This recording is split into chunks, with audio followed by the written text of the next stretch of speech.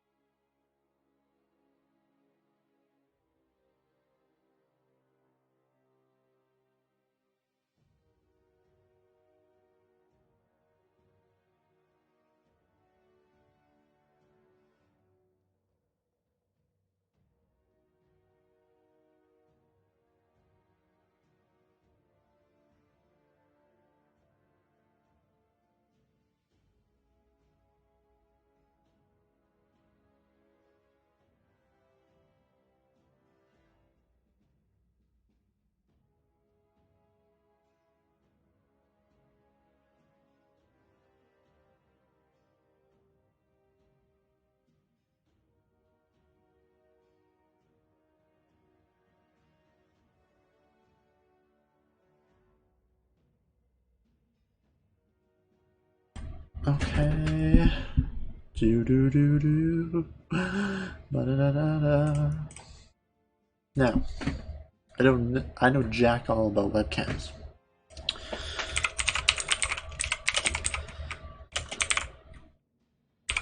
So is there a way to zoom in?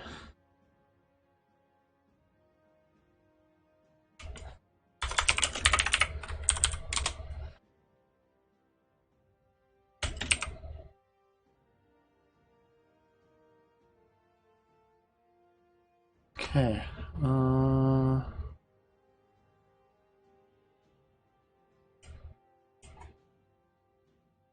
Okay.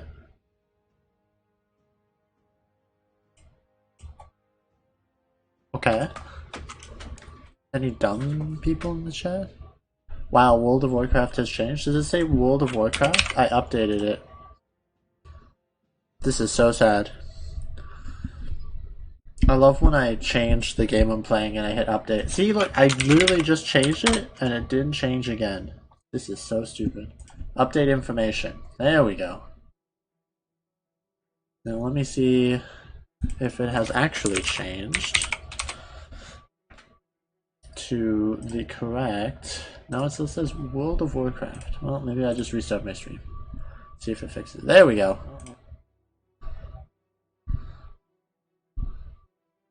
Very nice. Okay, so... This isn't the content I was looking for. Get fucking absolutely scammed.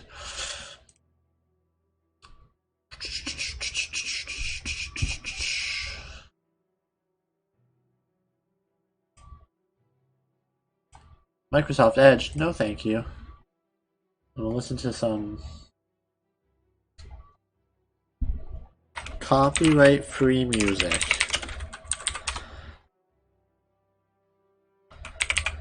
Halloween music. Copyright-free, royalty-free Halloween music. Okay, this is probably actually not what I want, to be fair. Best non-copyrighted, 1 hour of non-copyrighted music. I want it to be quiet though. So let me open my stream and see how loud it is. I know my keyboard is loud.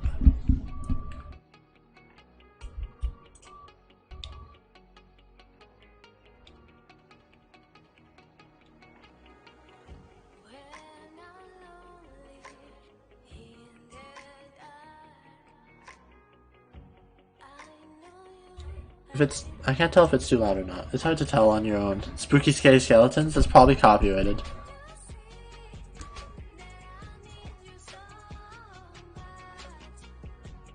It's an hour of non-copyrighted music, which means this VOD shouldn't get muted.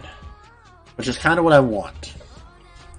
Now, what I wanted to try to do was, I am not a technical whiz when it comes to streaming, so I don't know if the music is too loud. I want the music only to be Zombie by the Cranberries. I'm fairly certain that would be copyrighted. And it would probably get hit with a strike. And not so much that I care about the strike, I don't want the VOD to get muted.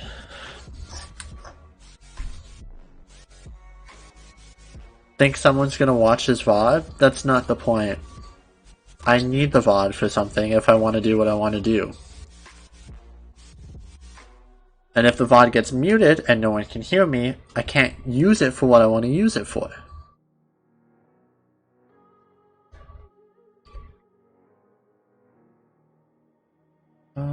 Okay. I know what I want. Hold on.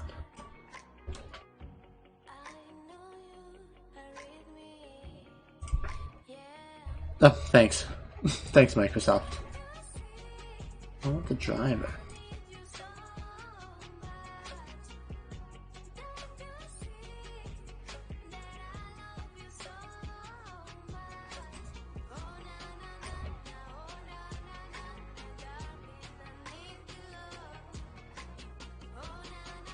Maybe this webcam isn't supported anymore.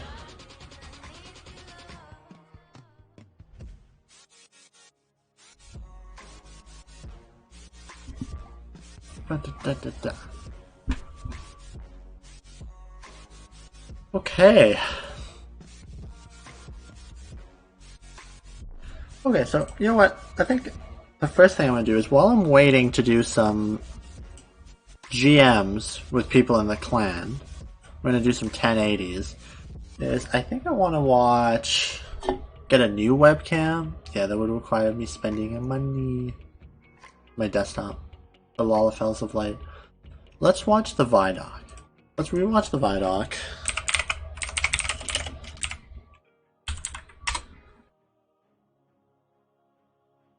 Let's come back.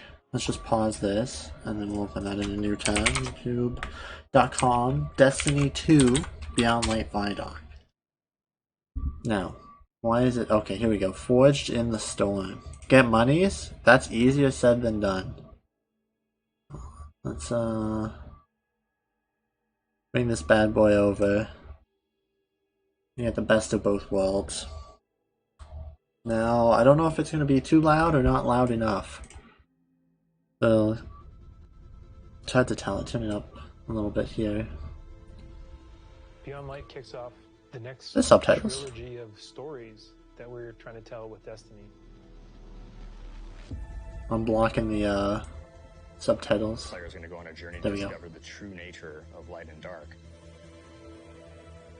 It's the beginning of players learning more about the darkness. I mean, this is all interesting, but so far to wield it. This is stuff we already knew. This is just them pontificating what's happened. It's about leaving comfort and safety behind, walking a different road than that weapon. I think that's okay. Now I want to go back for a second. Safety behind, walking a different. Is that No Time to Explain? I think that's No Time to Explain. I'm fairly certain. I don't think this is something new, but to me it looks like it's No Time to Explain. But keep going. Than one that you may have believed you were destined for. What makes something bad? What makes darkness dark? Again, interesting, but who was it? How are those learnings going to change the characters that you have gotten to know over the last 6 years? See, this is not what I wanted from the vidoc, but this is what we got. It's a lot of them just pontificating. What is the meaning of dark? What is the meaning of light? Well, you're gonna learn this. And it's like, okay, that's cool. We kind of already got this, but moving forward. This cutscene's kind of cool.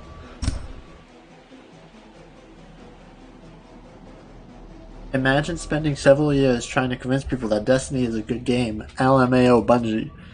I mean, Destiny isn't a bad game by any means. Like, I think it most definitely has this perception that it's just never taken off. But I'd say that's not true. I mean, the game has a fairly large and very dedicated fan base. It pulls pretty good consistent numbers on Steam. I mean, we're looking at upwards of, well, I think last I checked, if we go to Steam charts real quick, we look at Destiny 2. Destiny 2 right now is in the top 10. And that's not too bad. To be sitting in arguably, this is such a extreme content drought we're in right now because the main expansion has been pushed back to the 10th. To be sitting with almost 70k concurrent players in one of your largest content droughts, I think is indicative of how engaged and how dedicated the fan base is people love to play Destiny 2. People also love to complain about Destiny 2. Hence me. I love to complain about Destiny 2. But I feel like a lot of my complaints come from me wanting the game to be better, right? Everything can be better. We can always strive for greatness, strive for things to be better, and I feel like sometimes I come across overly critical of the game, but most definitely it comes from a place of love. Oh. Beyond Light's really the beginning of a new adventure. Guardians for the longest time have been bathed in the light, sort of this altruistic force fighting back evil, and now we're starting to move into that gray area between the light and dark. If the darkness reaches out, we must reach back. I will not sanction this. Sexing this? Zavala? I don't think that's what Zavala said. I will not sex this. Okay, Zavala, we get it. The Vanguard is divided. You have some characters telling you, you know, we should fight these ships, and we have other characters who are saying, no, we should find out what they want. We should get to know them and understand more. But it definitely comes to a head.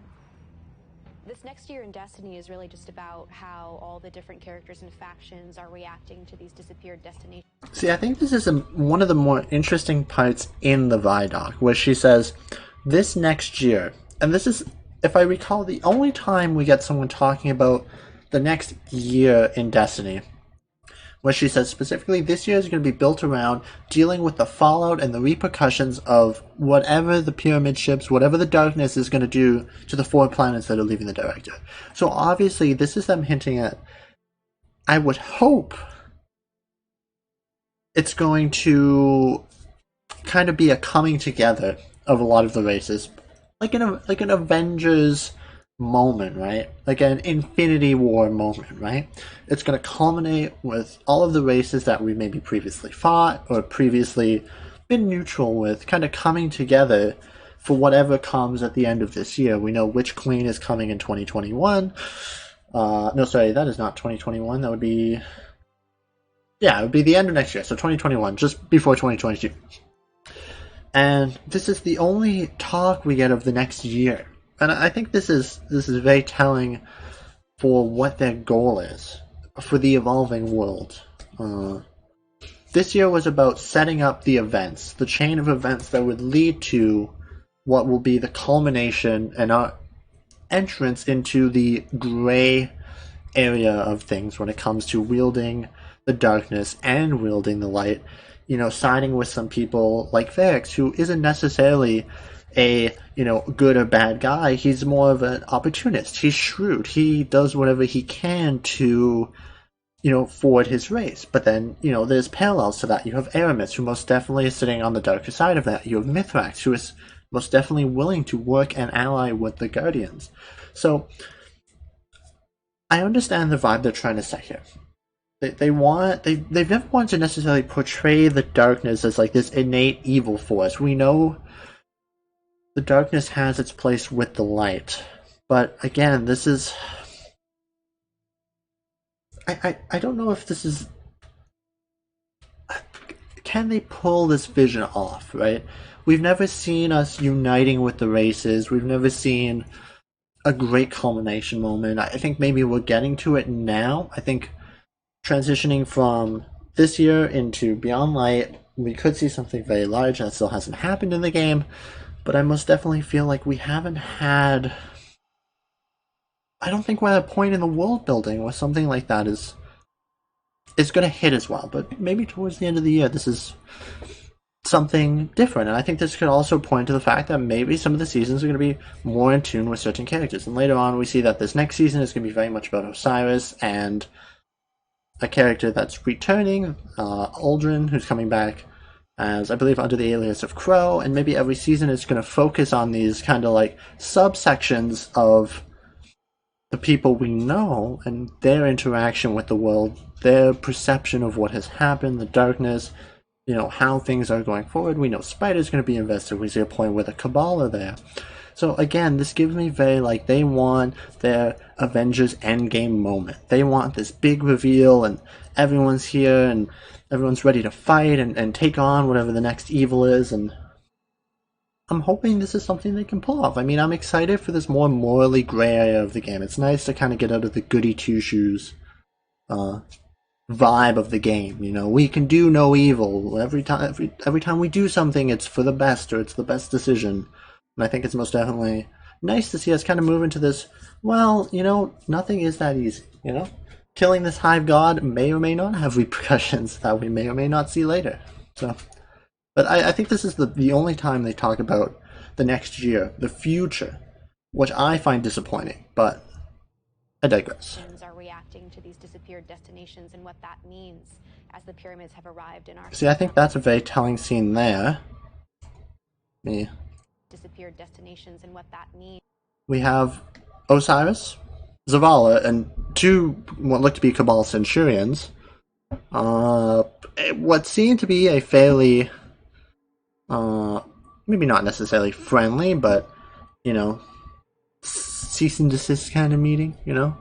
Hostilities, you know, put aside. I mean, we've already, you know, destroyed the Cabal a million times, so these guys probably realize maybe it's time to hop on. But this is kind of what I was talking about with the vibe I'm getting when she's talking here, that we're going to be kind of making our way through the races and through the characters we've met and interacted with, and it's going to kind of culminate with us having this, you know, band or a group of people that are, you know, going to take on whatever the next threat is or whatever the coming threats are. So, we'll see. But I think this is a very telling scene for what to expect from the next year, especially from the seasonal story content. As the pyramids have arrived in our system, not for the first time, but for the second time. We're going to see the return of a character who's been absent for a pretty long time in The Stranger, and boy, does she have a lot to say, and she has a lot of time to explain. When I know more, you'll know more. She has shown up to... So I think that's a little taste of the Europa weapons right there. That's pretty generic bow, but I don't think that's a bow we can currently obtain in game. Oh, my voice cracked there. Kind of has that kind of Europa vibe. It could be a shader, could just be a regular bow with a shader, but kind of does look like it might be a new weapon. You'll know more. She has shown up to encourage us to take on the darkness, and the only way to truly stop it is to work with it. And here comes our guardian, right on time. Why did the darkness invite us here? Europa is literally like a time capsule. Europa is huge. Killer destination, freezing cold. Desolate. Some of the most beautiful spaces I've ever seen in a video game. Mm-hmm. There was a lot. See, here's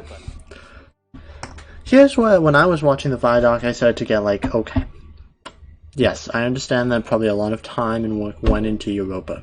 The design, the world, the aesthetic, that is an important part of the game. But, at the end of the day, a destination with nothing on it is a destination with nothing on it. There's no innate value there, right? You're not loading up the Dreaming City so you can walk around for 4 hours looking at the scenery. You're loading up the Dreaming City because you have content to do there, there's an activity you want to do there, something of the sort. You're not going to the Dreaming City in Europa just to look at it. And yes, I know there are probably people who play like that, where they log on for an hour every week and all they do is they look at the skyscape of the Dreaming City. But I feel like that is a very, very, very small minority of the player base. And if there is someone out there who does that, good for you. Maybe you need to take up a hobby in photography or something, because I feel like you're wasting your time with this. But again, like, a lot of this just feels like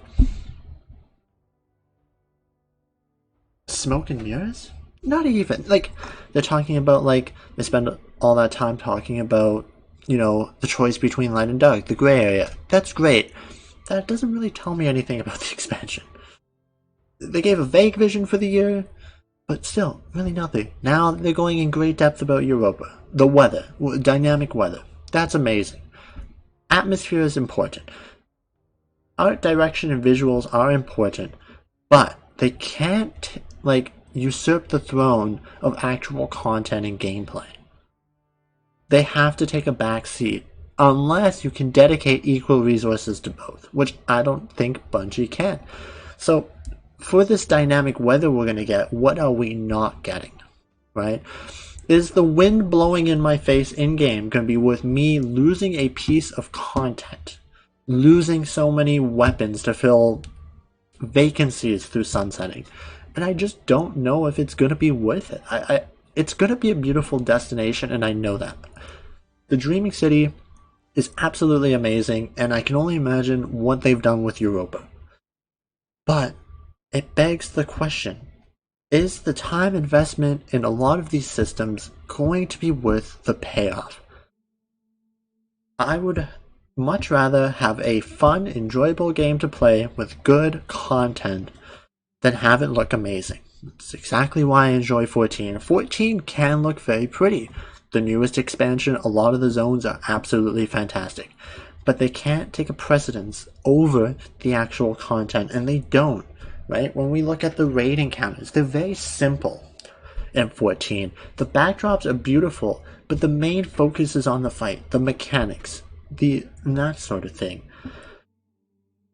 So this is where I start to worry, because they are pushing this destination so hard as such an integral part, and I know it's a new destination, it's exciting, but they make it sound like it's just mind-blowing. But this isn't, you know, an exploration game. This isn't, you know, that style of game. I really don't care about that kind of thing, right? You could slap me on the EDZ, and I really wouldn't care, so. And a lot of that was built underground. Thank you, Adonis. It was great. Had some research facilities there, pushing the limits of technology and innovation there. Maybe stepping into. See, this looks cool. We shouldn't have. The indoor sections, I think, are going to be fantastic. I'm excited for what players are going to find. Secrets. This is such a buzzword that Bungie loves to use. They've used this in almost every vidoc. Whether or not there's, like, sometimes I have to wonder what they consider a secret. 'Cause sometimes I feel like they consider, like, a lost sector a secret. Like, you discovered the lost sector. That's a great secret. They use this a lot, and I just feel like we haven't had any good mystery in the game, really, ever, right? They use this buzzword during Opulence a lot. Oh, you're going to be discovering things. Well, there was really nothing to discover, right? I feel like this has become their new buzzword, and this gets the player base really excited. They say, secrets, secrets, secrets. We love secrets. This means whisper missions like Whisper, and secret dungeons, and secret exotics. And I feel like it builds a lot of hype really quickly. It kind of always falls flat on its face. They can almost never deliver on it. So, when I see this, I take this with a grain of salt, right? They talk about secrets on the moon. What secrets did we have on the moon? We had, like, lore you could collect. The weapons, you had to find parts. I don't really consider those, like, interesting secrets. Maybe that's just me. Maybe I don't enjoy walking into a lost sector and being like, wow, a cave full of enemies. Maybe that's just me. But I think this is like a naughty buzzword, for sure. Music. Same. This has to be the raid. That has to be the raid there. Because It's like a loading cutscene. This is exactly the same as Scourge. So to me, this has to be the beginning of the raid. Excuse me. The storm on Europa was actually something we've wanted to do for a long time. We wanted it to feel harsh. The weather system is so awesome. Like, you're walking through an open space and all of a sudden things start happening. Coming across like Fallen or Vex for the first time, you can barely make out the glow in their eyes. The sound of the wind, the ice will change based on what the weather is looking like. See, this to me sounds like it would work perfectly if you went to this planet once. If you had to explore the whole planet once and then that was it, you moved on.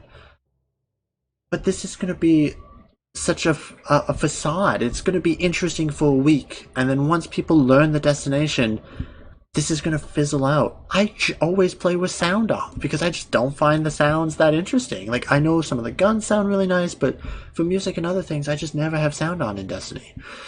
And this is going to be another moment where they're talking about like the wind, and you're going to feel so immersed. And, you know, after I play the campaign and I'm not listening to cutscenes, my sound is going off so I can listen to music. And I know that probably makes me a minority player, but I feel like this shock value they're talking about, like, oh, you're walking through, the wind picks up, you can barely see, you could be surrounded by enemies.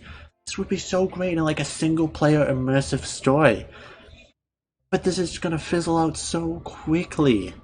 It might even just get to a point where it's annoying. We don't know how intense it is, but if my visibility is just occasionally dropping to like 1 and I can barely see, you know, a foot in front of me, I can foresee that getting really annoying in Destiny. I'm not gonna like that. I hate like visual clutter. Is one of my biggest complaints with 14. They love to just have like your screen just barraged with garbage, and I feel like this wind and ice and snow is gonna just be like, can I turn this off? Like, do I have to have this on at all times? Again, maybe I'm being pessimistic, but I feel like this sounds like it would be so amazing in like a single player story. Something like Plague Tale. Like, Plague Tale like had these moments where the mood was sad, it was a little bit dark, a little bit foggy, and it fits perfectly in that single player experience. But when I'm, screwing around with my friends on Europa, and we're having, just messing around and doing random stuff, this is going to have no effect on us. And I feel like this is going to be such a missed value point, because to them this is a huge value point, and I feel like it's not going to transition to the community all that well. Again, could be wrong, and I think without getting, harping too much, this looks amazing. The interior parts of Europa, the parts that are going to be Clovis Bray, I can tell a lot of love and a lot of effort went into those.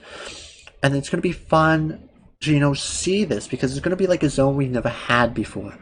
But at the end of the day, a patrol zone is a patrol zone. If they don't do anything with the patrol zone, if they don't play to the lack of visibility, the snow, the effects, it's gonna be, to me, wasted potential, wasted development time, especially if the actual content doesn't hit well. So You'll actually feel every piece of the environment changing around you to match the storm.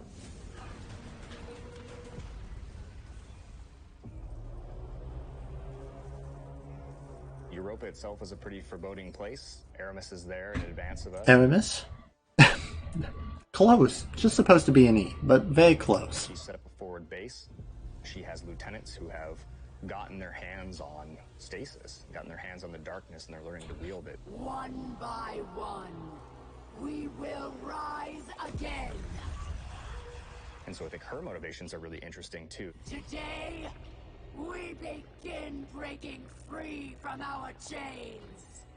Aramis really challenges a lot of the ways that we think about light and darkness. She's going to make you think about your relationship with the Traveler. See, she's a compelling leader, and I like Aramis, and I know they can write good characters and good stories, but this is not what I'm looking for from this. I know you guys can do this. I don't need, the question of the light and darkness pontificated to me. Yes, that's a part of my enjoyment of the story, but at the end of the day, Destiny's not notorious for its story. Sure, it's notorious for its world building and lore outside the game, but it's really not huge for its story sometimes. We are almost 6 minutes into a 14-minute vidoc, and I feel like I know nothing other than there's going to be some wind on Europa. And it might change the environment. Again, now they say it's going to change the environment. How much it does, I don't know. So I could most definitely eat my shoe here. If, the wind and the storm coming in drastically change the environments, maybe encounters shift, that could be amazing. And I most definitely will eat my shoe at that point because I was wrong. I'm more than willing to admit when I was wrong. And I've been wrong about a lot of things in this game. I thought at first, I didn't think Armor 2.0 was going to be as good as random rolls.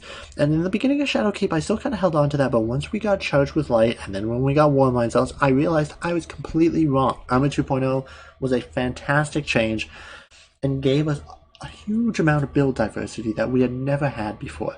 And I ate my words on that, because I said to a lot of people, I said, I don't think Armor 2.0 is going to be as good as random roll armor. And I was 100% wrong on that. Yes, it took a little bit to get into the swing of things and to start to feel out the mods and the power they bring. But I very quickly realized, there was a tonal shift from year 2 to year 3, where instead of weapons being the end-all, be-all of the content, meaning you just slap on whatever is the most powerful exotic you have, and that's it, that's your loadout, now they brought weapons down more to a support-style role where they augment and enhance and, have interesting traits.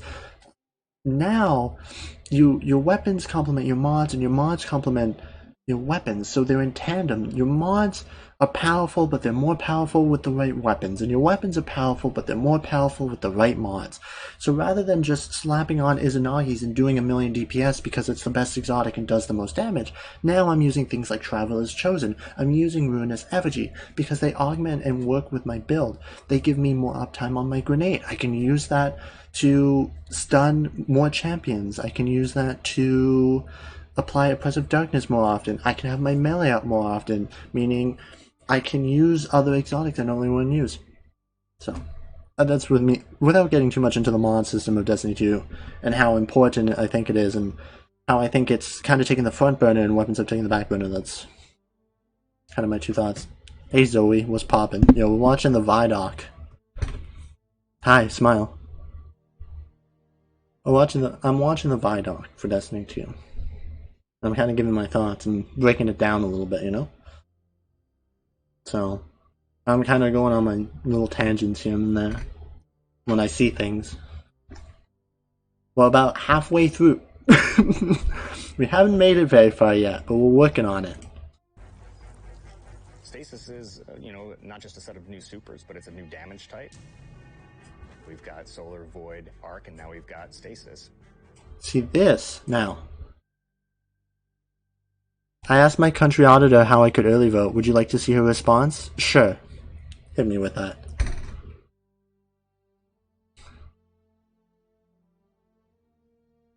Vote early down at 6th and Dakota Avenue. Go north 1.5 block, weekdays 8 to 5. Oh, so she only said you could vote in person? She didn't say you could, vote through mail? Couldn't, request a ballot? She was literally just like, hey, go here and vote, smile. Just vote, forehead. That was literally her response.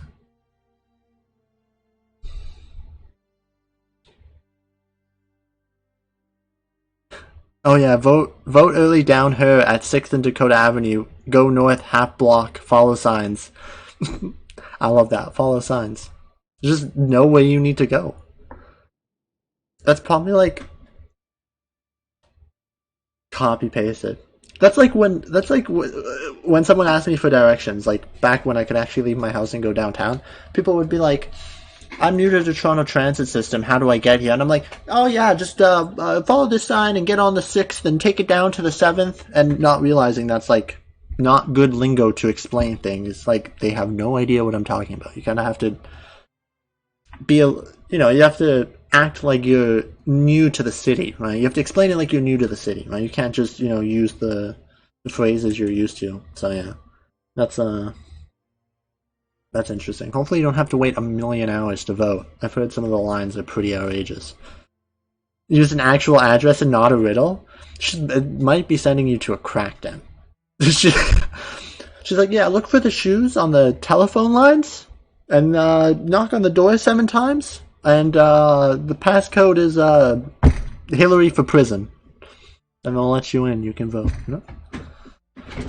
So I'd be careful. You don't want to go to one of those Joe Biden endorsed crack dens. She knows I'm not a Republican, so she's sending me on a goose chase. She's like, oh yeah, you're looking to vote, just head down to Florida. I heard they got real good voting down there. Oh my god. Yeah, she really is. She's canceling. You're cancelled. She cancelled you. The idea for Wait, hold on, I want to go back a second because I want to see, do we see a stasis weapon? Okay, so we don't see the element of the weapon. That SMG is fucking thick. What the fuck? Did you see my name on Setback's Discord?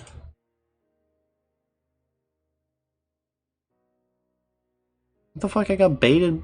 What is I got baited again by my clan? Is that the burger text? Playing Overwatch? Let me check. Let me open Suitebook's Discord and go to Do General. Hey, where's your name? I think I saw it earlier. I just don't remember. Where's your post? It's somewhere. Falcon Supreme Court Edition. Is this you? Are you in the Supreme Court? I'm peeping. I'm peeping the name. Okay, so I think the biggest thing, and this is the question I have here, also, why does that person have no bright dust? That's triggering. Is Stasis going to be on weapons? Also, that person's not in a clan. But we assume it's going to be on weapons? I see no indication so far that's going to be on weapons. And I'm hoping it's going to be on weapons. I really do hope it's going to be on weapons. Like, you know, this is a bit of like a super specific question, but what's going to happen if I have a kinetic with osmosis and I throw a stasis grenade? Is it going to become stasis? Or is the perk just not going to work? Which would be a bit of a dud. So I'm hoping it's going to be, you know, a new weapon. Weapons. Now this here, I think this is amazing. I think this is a good first step into a more RPG style system. Right? This is taking us a little bit closer to D1 system, and I didn't think D1 system was very good. This looks like it could be really good.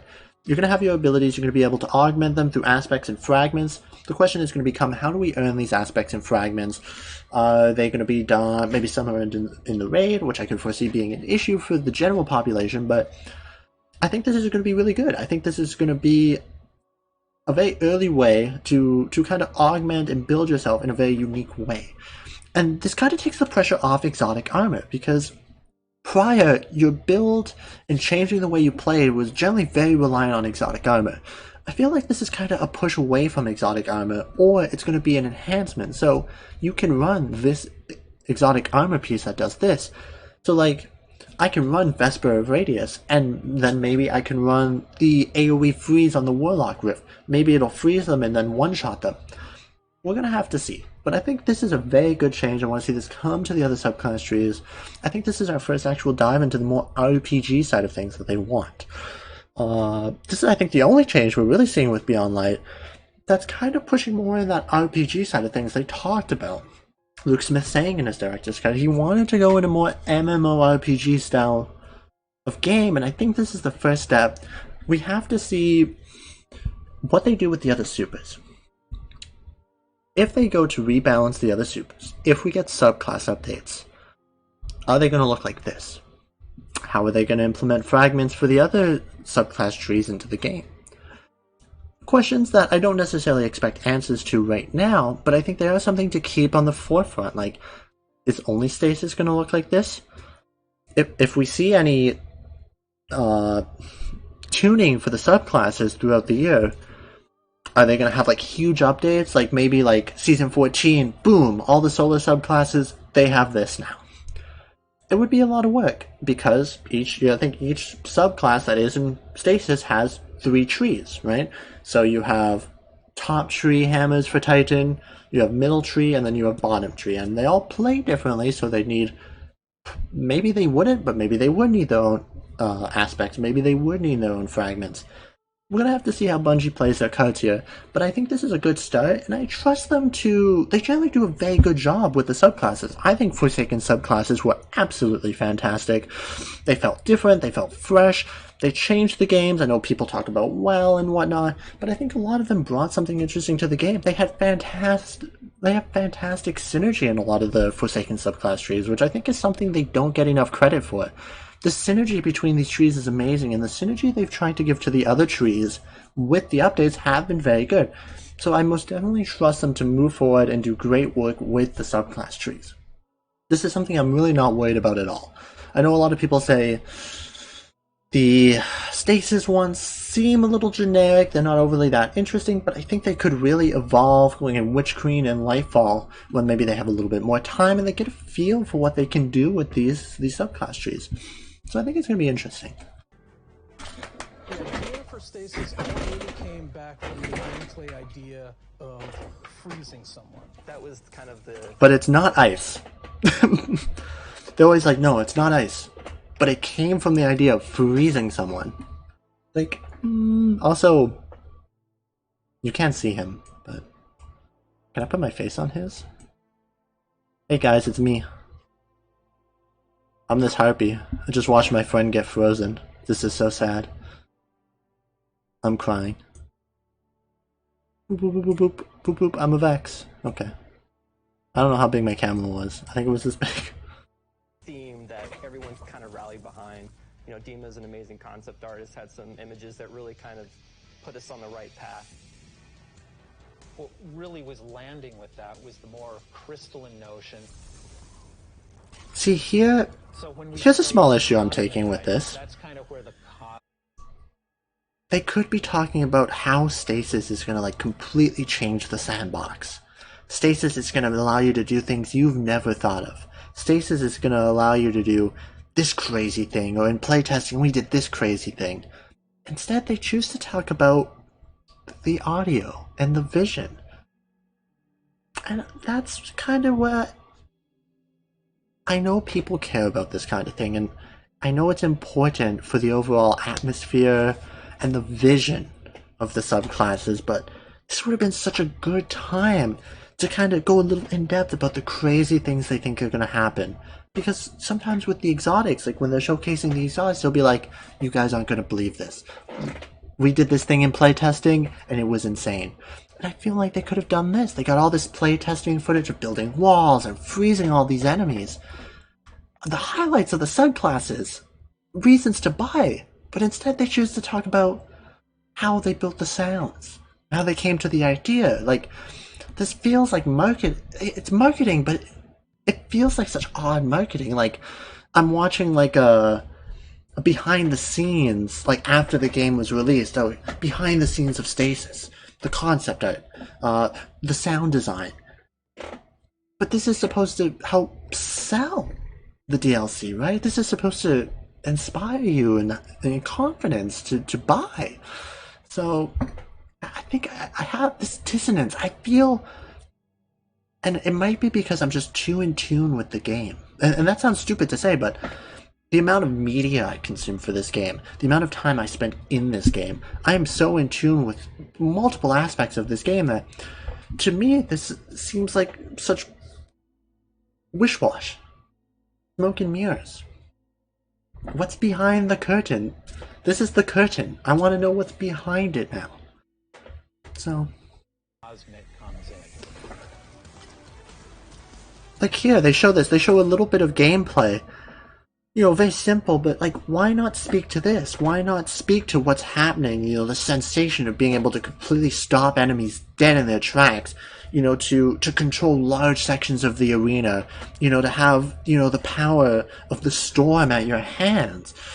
I feel like this would be such great, you know, such a great selling point for the subclasses. But instead, we're seeing small clips of early development footage and two enemies getting frozen. And it just feels dissonant from what I would say it would be the important stuff. Once he freezes solid, I'm able to hit him again and shatter him in pieces. The pieces break apart and explode in those sharp shards that can damage you. So all of that kind of came together when we landed on that theme. See, this here I think is fantastic. This is a great little thing here, but I feel like some more narration on that. Stasis is going to not only change the way that you can attack or approach combat, there's also some really great ways that you can upgrade it. Then you start getting into like the more interesting parts, things that we're calling aspects and fragments. See, this is good. I liked when they talked about this. Aspects are a little bit more potent, and then the fragments are the things that are class agnostic, but depending on what your class is and depending on what your See, let's look at these a little bit. Gain a bonus to weapon damage after freezing a target with stasis. You lose 10 strength.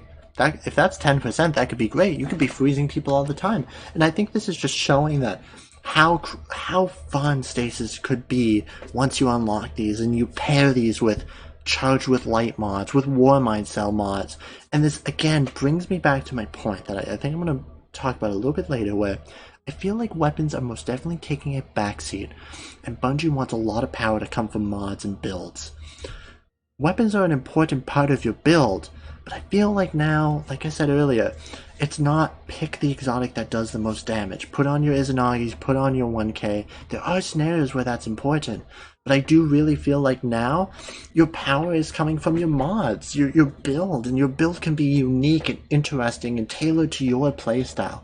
I think this is the perfect play your way. You know, a lot of people meme on that. They said, we want year 3 to be play your way, and I think we're starting to hit that, whereas this can be your build, your unique build, and this is going to be more interesting than even an MMO rotation, because when I play White Mage in Final Fantasy XIV, my rotation is very set. Yes, there's skill expression in some parts, but I'm playing the same kit the other 5,000 White Mages are.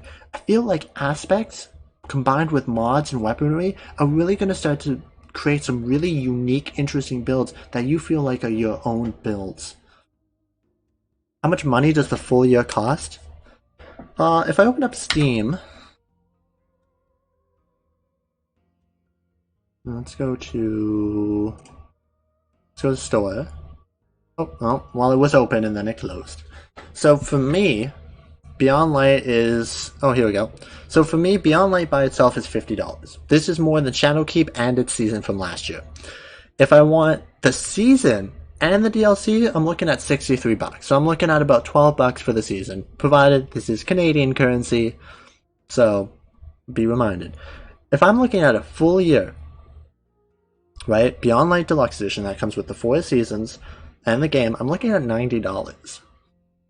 Now, provided $90 for a year's worth of content, arguably not bad. My subscription to Final Fantasy XIV is about $20 a month. You know, 10 months, that's $200. So I'm arguably paying about half for a year's worth of content here. For me, though, I'm still on the fence about the value transmission of Beyond Light. I don't look at the subclasses in Europa and go, yeah, that's worth $50. I think because I'm, like I said, more in tune with the game. I want to know what's the content, how's the end game going to evolve, how are we rebuilding the fundamentals, how are we building on the core experience of Destiny, right? What's the loot looking like?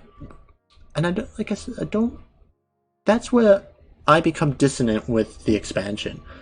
A lot of people are going to say, new campaign, great.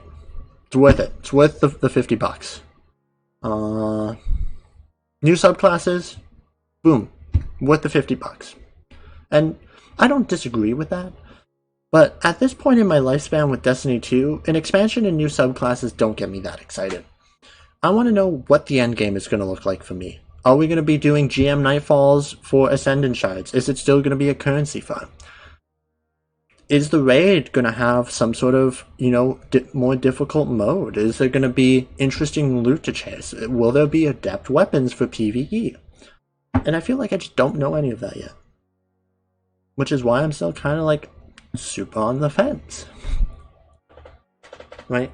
14 every 3 months gets a piece of content for everyone. We'll get more new crafting stuff.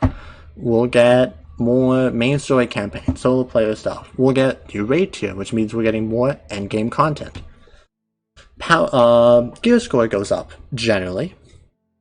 And that's what I'm looking for from Destiny now, is I don't want another year of I log on for 3 weeks, I do the public event, seasonal content, and then I'm just kind of like, well, I don't feel like doing the new raid for the millionth time. I don't feel like grinding for pinnacles because leveling is still absolutely garbage. You know, what's there for me? So, that's a lot of money though. I mean, almost $90. And, you know, the difficult time to ask for $90 from a lot of people. A lot of people aren't working, a lot of people aren't working as much. It's a lot of money, so again, I'm looking at a Game Pass purchase, testing the waters on Game Pass, and then deciding if I want to buy it later. And I think that's gonna work in Bungie's favor for a lot of people. A lot of people are gonna be able to get on Game Pass and say, yeah, you know what, I want to test it out for a month, and then if I think it's worth it, you know, I'll buy the season, or I'll buy the content and the season. So I think that's gonna work in their favor most definitely. I'll go back to the vidoc. Oh. And depending what your aspects are and how you want to play, you're probably going to be starting to select different ones in there. This is just the beginning for Stasis. We're going to continue to expand on it. We're just excited for players to get their hands on this.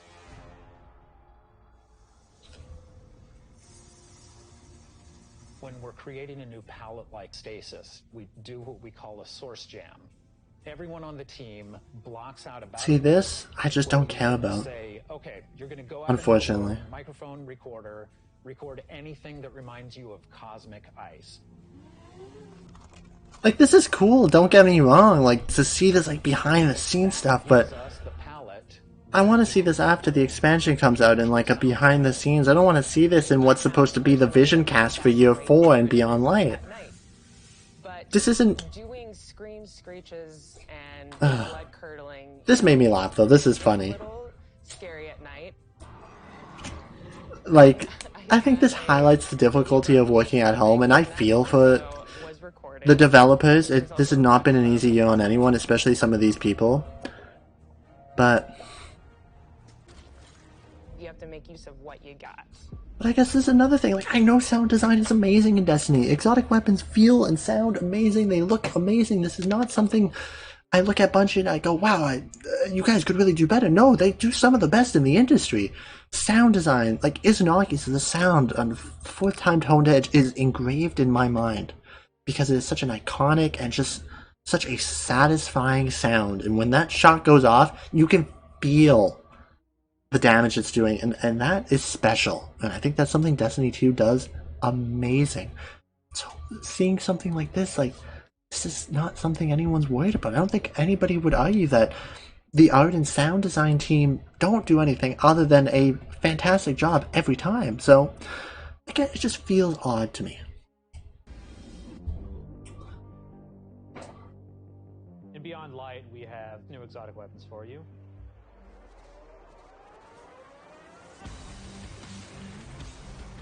No Time to Explain is coming back.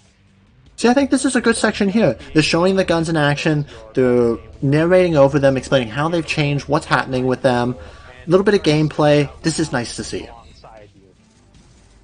I like this. You can actually have that on top of the Arc Soul, so you can be your own little mini firing squad built for it. Another one we have is the Laments. It uses up your sword's energy to give yourself... This sword looks fantastic. Bungie, this is one thing I will never give Bungie flack on. Exotics. Exotics are some of the best gunplay I think I've ever experienced in the game. They never miss the mark. This is such a strong point for the game. I feel like if Destiny didn't have exotics, it would just not be the same. And especially some of this year's exotics, just amazing. Absolutely amazing. And I have no doubt going into the next expansion, Bungie is going to continue to just nail it. The largest selling point for a lot of people is that it slices right through barrier champions. I think the largest draw for most people is actually going to be the fact that it is a chainsaw sword. Maybe, yeah. Look at that animation too. Amazing. Beyond light, we really wanted to create exotic armor pieces that formed a key part of your build around which all the... This is huge. This is huge, and I think this most definitely plays into what I was talking about earlier, is your power nowadays, it comes from your build. It comes from... You don't have to min-max to be a machine, but you gotta put a little bit of time and effort in, and I think that's more than fair to ask players. I see so many players who just don't mess around with the mod system at all. Like, absolutely not at all. And I think it's a shame. But I think this is important to look at here, because they're most definitely setting the scene for more build diversity. Other parts of your build could evolve. For example, the Titan gets the Icefall Mantle, which is a set of exotic arms that looks like it is crafted from Golden Age tech. When you activate it, you sort of slam your arms down. That's a cool animation. Create a burst of stasis energy, and then you cover yourself in an overshield. The Warlock exotic is Necrotic Grip. It's basically Le Monarch, but on your fingers. You can nail them with your melee attack, and it starts to burst and sort of cascade through the whole group.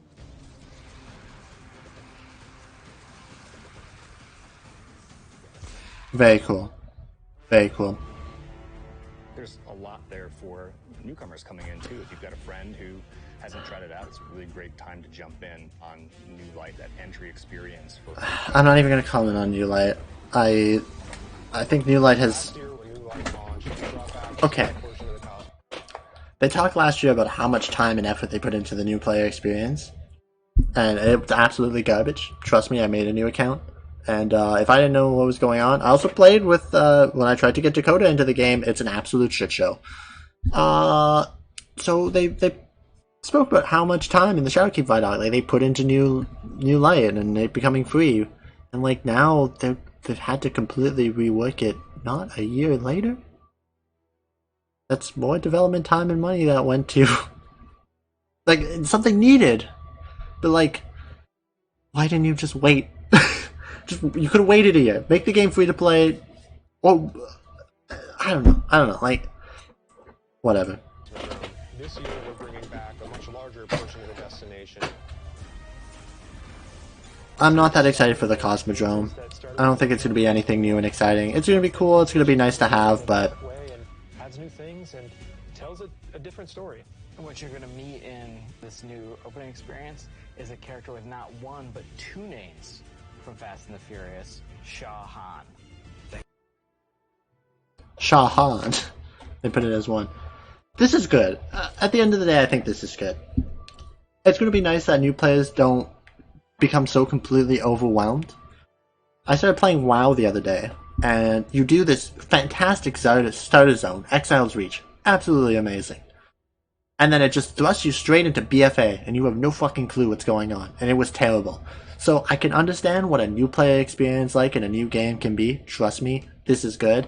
It's just a shame that they said they put development time into it for Shadowkeep, and now they're having to completely go away with that. But maybe that was just a temporary holding, that was just temporary because they knew this was going to happen, but they kind of like marketed it as like, this is like something we put time in and we're excited for, and I'm like, okay. Weird flex. I didn't think we had other Guardians on patrol here. What I love about the Cosmodrome is it feels like Destiny distilled. He thunder crashed. Now, this, I think, is when we get to the juicy part. And it's a shame we had to wait 10 minutes! We had to wait 10 minutes for this. Now, if you, like, hadn't been keeping up with any of, like, the promotional stuff, like, all of this might have been brand new. But, like, like a lot of people have said, and like Lono has said, I agree to some extent that, like, the marketing, like, drip-feeding the stuff early has hurt them. But, hear me out, they could have... Again, maybe this is how they do things. They could have released the vidoc earlier and then had subsequent weeks go more in depth. So this would have been all completely fresh. And then the TWABs could have gone more in depth. We could have had that blog post on the weather. We could have had the blog post on the sandbox. The blog post on economy. It's weird that we got some before and we're still getting some after. We have like this disjointed kind of feeling where it's like, we know so much going into this, but like also this, like a TWAB slated for Economy coming up. So I think it would have been better to kind of just maybe have this come out first. Put this out a month ago, and then have 6 or 7 TWABs back to back, plan them out, have them be meaty, and generate hype towards, right? This generates a lot of hype. I know, like 6 weeks, 7 weeks, it can be a lot of time. You can like place your TWABs strategically, where certain TWABs are going to generate more hype than others, right? So I feel like this most definitely could have been done in a better way. But again, I'm not a marketing major. I'm sure there's marketing majors at Bungie that have degrees, and them listening to me, they'd be rolling their eyes and they'd say, yo, this guy has not a fucking clue what he's talking about. So, you know, food for thought. Just my thoughts. Season of the Hunt picks up where Arrival's left off. Other forces are taking advantage of the darkness to make their move forward, including Zebu Wrath. Zebu Ratha. I mean, so far, the subtitles have actually done a pretty good job, but when they come to like saying the hive names, it really struggles. But this is such a good part of the part. I got Oryx right. Opportunity to build up an army, and we're working with Cyrus to try to stop them.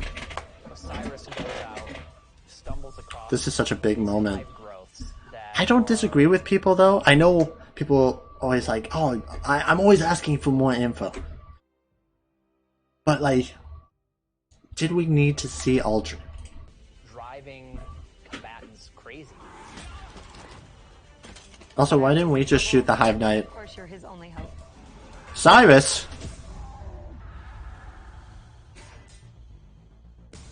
I also like that he's wearing Tangled Shore armor, and that's the Dreaming City sword, the Solar Sword. It's cool. Hey, Aldrin. We warned you it was going to be dangerous down here. Impossible. Well, we have to be on the moon there. I think we're on the moon there. We finally catch up to what we saw at the end of Forsaken, where we saw Aldrin being brought back to life by a ghost. A lot of people probably didn't see this. Sorry, lady. He doesn't know what he did. The slate's been wiped clean when he was resurrected as a guardian. We know what he's done, and we know what he. Is it wrong? I find this like more interesting than the story of Beyond Light. Is that bad? Because I kind of do. Capable of doing. So now we're going to spend some time watching him go back and forth, and that's going to question how we look at him. Looks like he's dealing with a nose spider. Like this looks. In Season of the Hunt, we're partnering. Season of the Hunt's got me more excited than Beyond Light. It's creating these cryptoliths around the system, and those cryptoliths are attracting Alexian Cabal and corrupting them. So Zebra Wrath is essentially corrupting herself. Zebra Wrath. Take a shot every time the subtitles spell the name differently. Aldrin was Aldrin. I'm really excited to see Zebra Wrath fleshed out more. Zebra Wrath. And to find out more about her relationship with Savathun and what. Okay, they got Savathun pretty close. Savathun has been. Okay, well then we went to Baythun. Well, you know, we can't have everything. And at the end of year 4, she's gonna knock down the dominoes. We're gonna see what she's been really up to. And so, The striped equine strike again. Oh my god, it's true. Ominous Shrieker is ominous. Is that it? I don't think. Destiny is just a really know. incredible world. And there are so many stories for us to tell. We have a lot to look forward to beyond Light, then the Witch Queen, and then Lightfall, and all the seasonal content between. We feel like we've got a really great way to bring people together. Working through COVID and working through some of the other COVID things in the world right now has been really challenging. I have to admit, I've been pleasantly surprised with how well we've been able to get things done. She reminds me of someone I know. We're committed to your characters and your community of players, and we want to meet you where you are. I think the thing that excites me the most about Destiny's future is how much it's rooted in where we come from. Seeing villains revealed and finding out secrets that we've been hinting at for years. See, I get the feeling that this year is going to be a culmination of everything they set up in Destiny 1 and Destiny 2. Also, somebody pointed this out. I realized this later. Hold on, let me... Oh, I didn't go back far enough. I didn't go back far enough again. When I look at the team that we're building and continuing to... Also, okay, a few things people have pointed out that I agree with. One, poor Luke Smith looks like he's an absolute shambles. I don't know why, he does not look like he's in a good state. Also, this person, actual icon. She has Baby Yoda in the background. It's hard to see because of the chat, but she has Baby Yoda green screened into her background. Also, like, how do we feel that this person is making the game? No, that's me. I can't say that. Yo, I could be making the game. Hold on. Let me just put myself right in.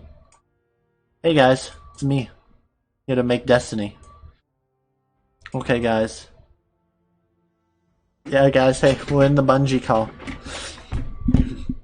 So Luke Smith said we gotta make 4 more public events for this year.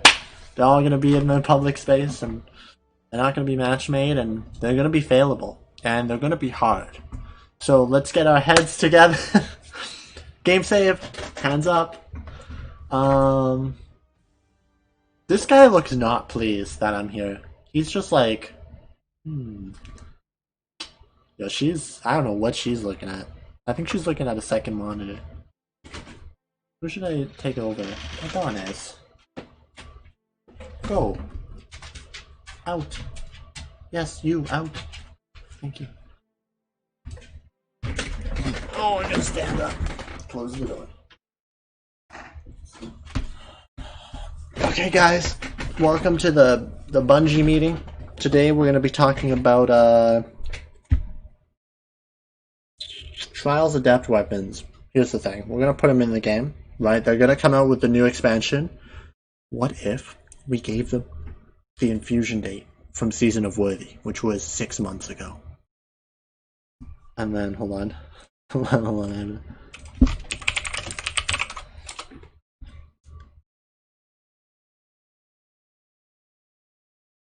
I bring up that idea, and then everyone claps. I'm heralded as a genius.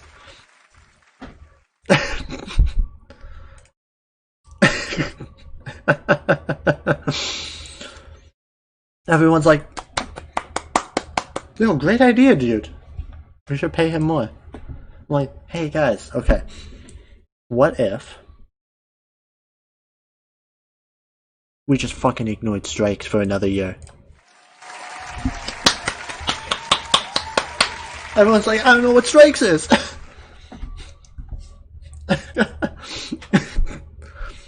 I'm like, hey guys, what if we reuse the Trials weapons for another 6 months? And they're like, everybody loves me. Everyone's losing their minds. They can't even fathom these ideas. They're so amazing. Literally, the person was sitting in this conference, they're like, what if we did another public event? And everyone was just like, amazing. And then everybody clapped. Oh, amazing. Let's go back to covering up this girl. I'm her now. Hey guys. Ignore the fact that half my room isn't colored correctly. I'm her. Actually, who do I want to be? Maybe him. No, that covers up my name. Maybe her? That covers up. She's the... Okay, that could be him. There we go. I'm him. Hey guys. I love this. This is great. Oh shit. We're going back to our little corner. The new leaders that are coming up in Destiny, that gets me super excited. It sounds like they're investing in like building up the studio. I mean, like, we've heard that though. We heard that with the Shadowkeep vidoc. They're like, this is gonna be the best year of Destiny ever. And I know they're gonna say that every year, but you know. Woo! Beyond Light. It actually says applause! Quick, everyone, buy the Beyond Light Deluxe Edition so you don't get FOMO'd out of everything. No, I'm joking, but... Or am I? Why does my monitor do that sometimes? So, there we go. Why is there a UK version? Peggy 16. Oh, maybe because I had to put that in? The dark.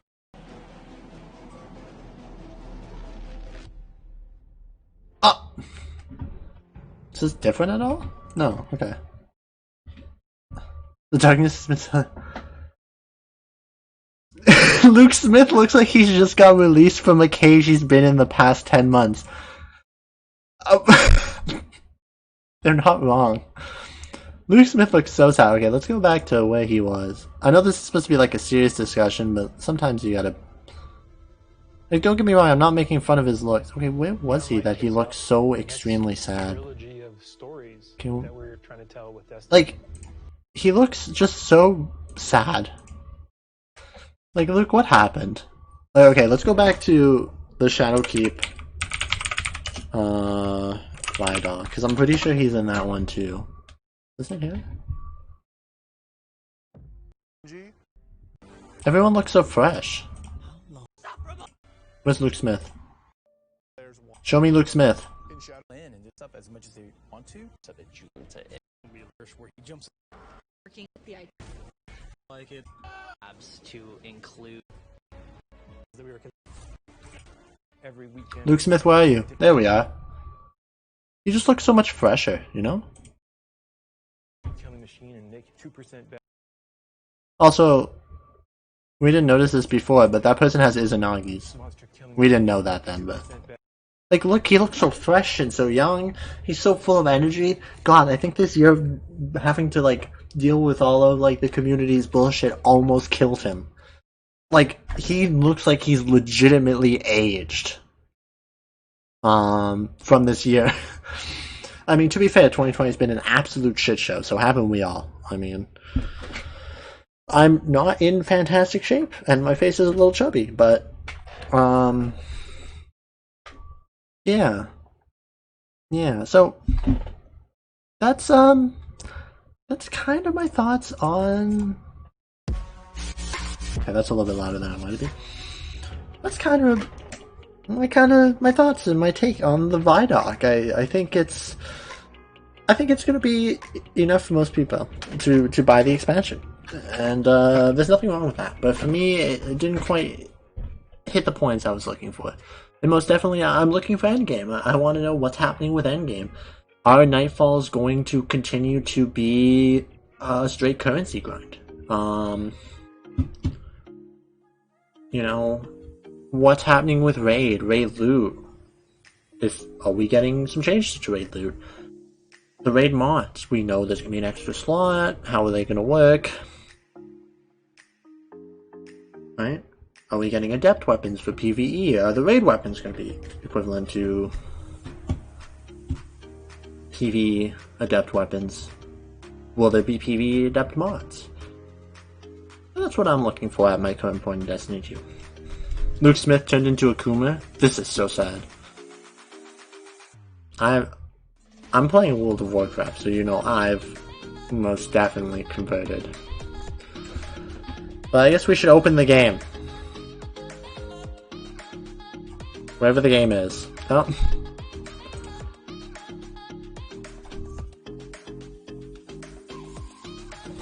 Destiny 2 Shadowkeep. This is going to change in a few days. What is this? I hate copyright-free music.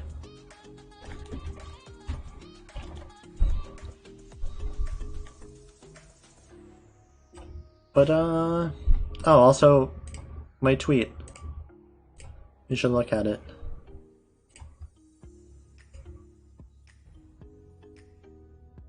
The forbidden... I like how it wants to translate it too.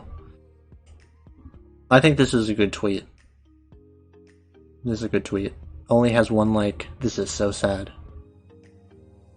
Nobody liked my forbidden fallen butt plug tweet. So absolutely sad.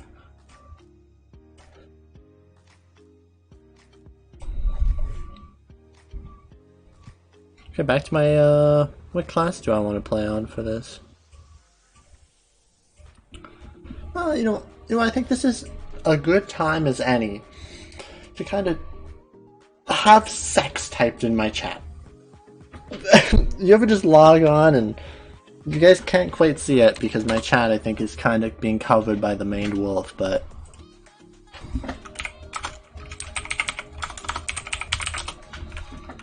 Who's online from my clan? Guess not. What's he running? Wow, what an original loadout. The mountaintop and the Simpsons Rampage. Why is he still using the default roll? Has he not got a better roll of this? Okay.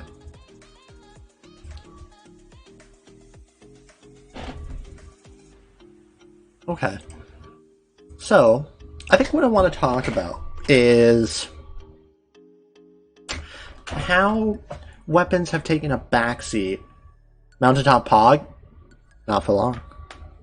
How weapons have taken a backseat in Destiny 2. Now, I know you hear that and you think, wow, that is probably not a good thing. At its core, Destiny 2 is a looter shooter, and its main selling point is the loot grind, working towards random roll weapons, working towards earning exotics, that kind of thing. Now, in year 2, there was very much a philosophy of what's the best weapon in this slot.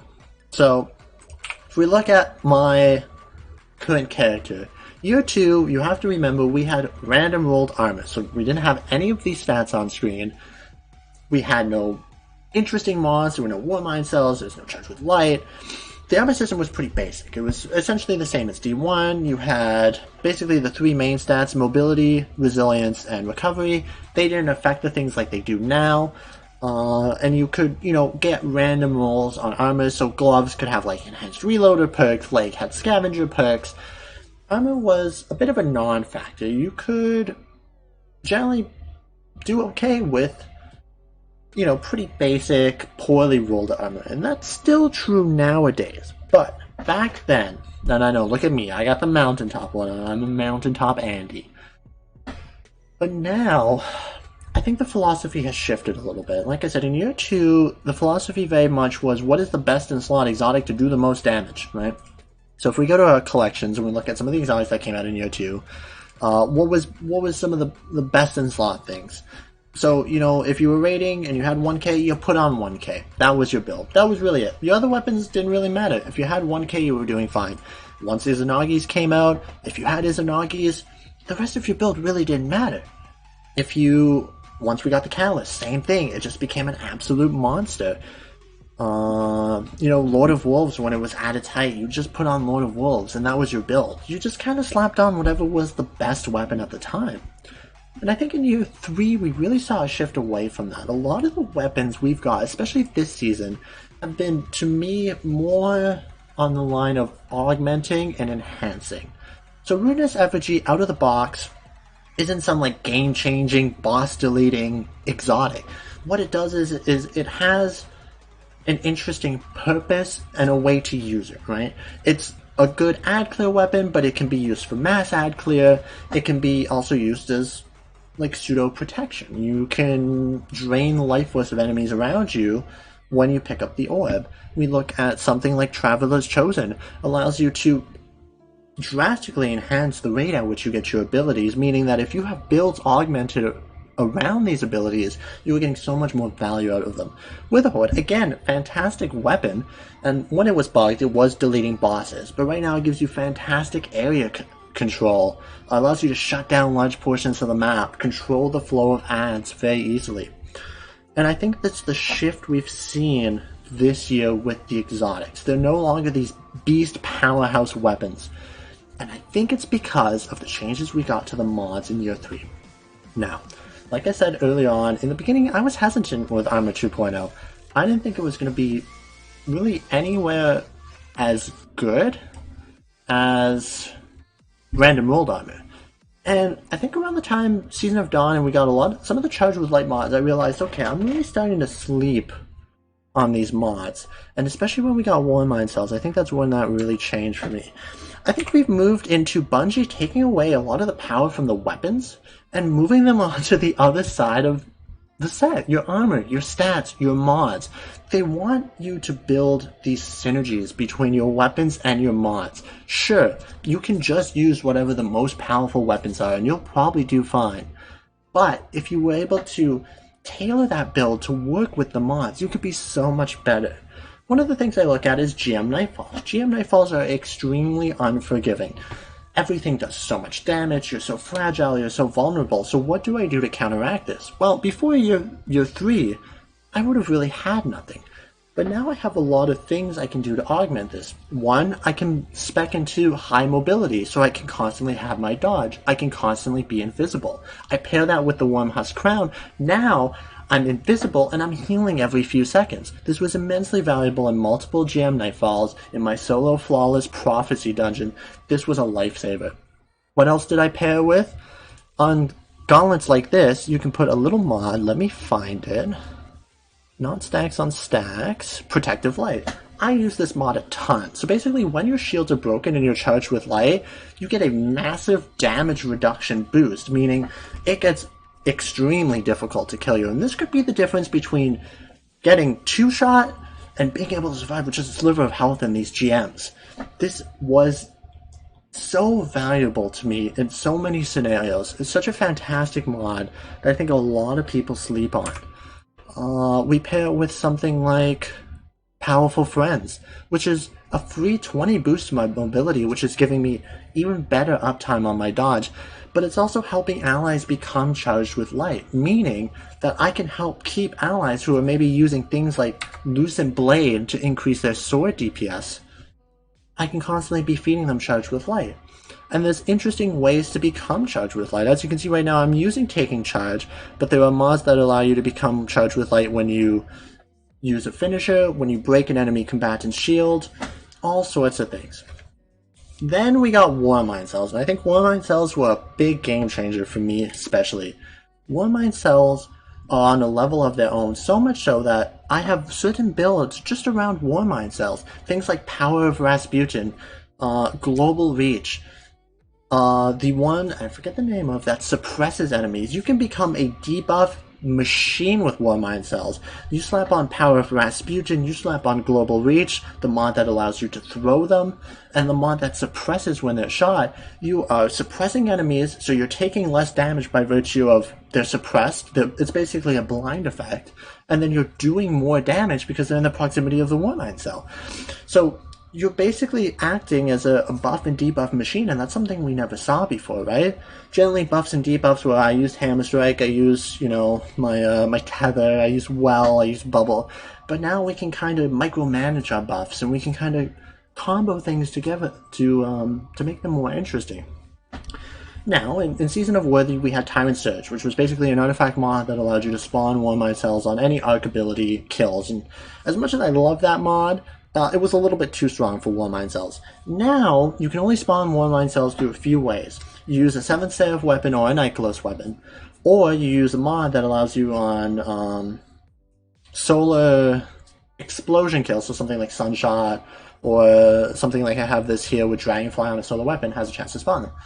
So basically, now, if I want the powerful effect of the Warmind Cells, I'm having to tailor my weapon loadout. So, sure, a lot of people would say, the 7th Seraph SMG isn't as powerful as, some other SMGs. It's no Recluse. But the fact that it can spawn the Warmind Cells gives it so much more power, because so much power is hidden behind those Warmind Cells.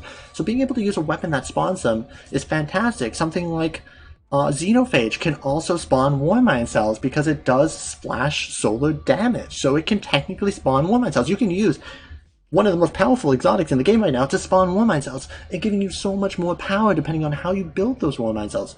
So, I think weapons, I know we see a lot of nerfs, and a lot of people get down. They see all these nerfs, they're like, Bungie's always nerfing weapons, Bungie's always nerfing weapons.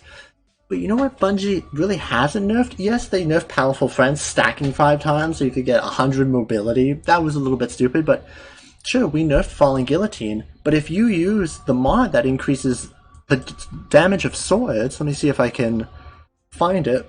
I believe it's Translucent Blade. That's basically making up that nerf, right? So they're already saying Falling Guillotine's going to do the same damage currently, or if not more than the other swords, and you're going to be able to increase it when you're charged with light. So they're giving you power, and I think so many people are just they're being sticklers with their weapons. They hate to see their weapons change. They hate to see their weapons nerfed, and that's understandable. But the less we let go of the weapons and we begin to broaden our horizons, the more we can realize that there's so much power in the game right now that so many people are just ignoring. They're not even using.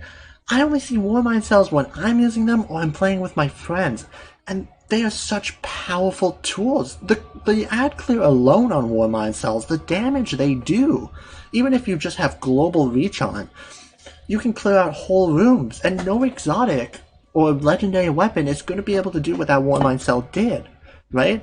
Having Power of Rasputin is like having a tractor cannon every few kills. It's not quite as powerful, but it is there. Combining it with things like Oppressive, using the Charge with Light mod that gives you half of your grenade back when you're charged with light and you use it, meaning you can have more uptime on your debuff, you can have more uptime on your dodge, you can have damage resistance, you can pick up Warmind cells for an overshield, you can shoot Warmind cells to blind all the enemies in a huge radius. I think so many people are sleeping on the mod system. And it's such a shame, because I think it is the best part of Year 3, and I'm so excited to see where the mod system can go in Year 4. Because if Warmind cells and Charged with Light is an indication of where we can go, the sky's the limit for the mods. And if the weapons have to take a backseat, I'm fine with that, because we've had 6 years of weapon chase. If we start chasing mods and fragments, I think that's going to be a perfectly fair chase. Make some mods that come from higher level activities, give them a little bit more power, and I think you have a really good system on top of the weapon chase. Pair some, more powerful mods, maybe from the raid, from the Nightfall, with some of the adept weapons you can find in PvE. Even PvP, Charged with Light, certain mods have an effect in PvP that are working really well. One of my favorite mods right here, Surprise Attack, basically doubles the damage of my sidearms. Pairing this with something like Devil's Ruin can turn this into a special weapon. Here, I've taken charge. Every time I generate an orb, I'm getting a Charge with Light. Stacks on stacks. Every time I pick up an orb, I'm getting 2. So, all of this is playing into the power fantasy of my character. Sure, my weapons are powerful on their own, but when combined with some of these mods, you get to a level that I think we didn't even see in Year 2. Yes, we had a lot of really powerful stuff in Year 2, but I really think some of the mods we're getting, with some of the exotics that are coming up, we could most definitely get back to that level. And honestly, I would be surprised if some of these mods start to cause an issue. We might have to see some changes and maybe some nerfs to the mods, because in combination, some of these things can get absolutely insane. So, that's kind of my thoughts on weapons and mods, some of the nerfs. I know people get upset, like I said, but I think it's important to realize that just the left side of your screen isn't where all your power is. You have so much power in the right side of your screen too. Your stats even, having good uptime on grenades, having high recovery, dodge, rift, huge. These are huge things, and I think fragments are going to elevate this to another level, depending what the mod system looks like in Year 4, what kind of mods we get. I'm hoping we get some things along the lines of Warmind cells. I like Charge with Light. I think we've got 2 seasons of Charge with Light now. It'd be nice to see some additions to Warmind cells or something new. So those are my thoughts on the vidoc. Those are my thoughts on kind of the situation with the weapons and the mods, how I think things might look going forward. I've been talking for like an hour and a half now, so I think I'm going to take a break because it's about 1,000,000 degrees in my room with the door closed, and my computer is spitting out heat like nobody's business. So that's going to be it for me, I think. I don't think I missed anything. And yeah, I didn't end up playing any Destiny because we were going to do some Nightfalls, and then everyone kind of just forgot we were doing Nightfalls. So, thanks again for hanging out. Burger, thanks for your 1 comment. Exposed. No, I'm joking. Zoe, Pogdarkin, Dakota, and yeah, I'll see you all on November 10th, either on Game Pass or maybe I'll own the game. Who knows? Well, I do technically own Destiny, but my point remains.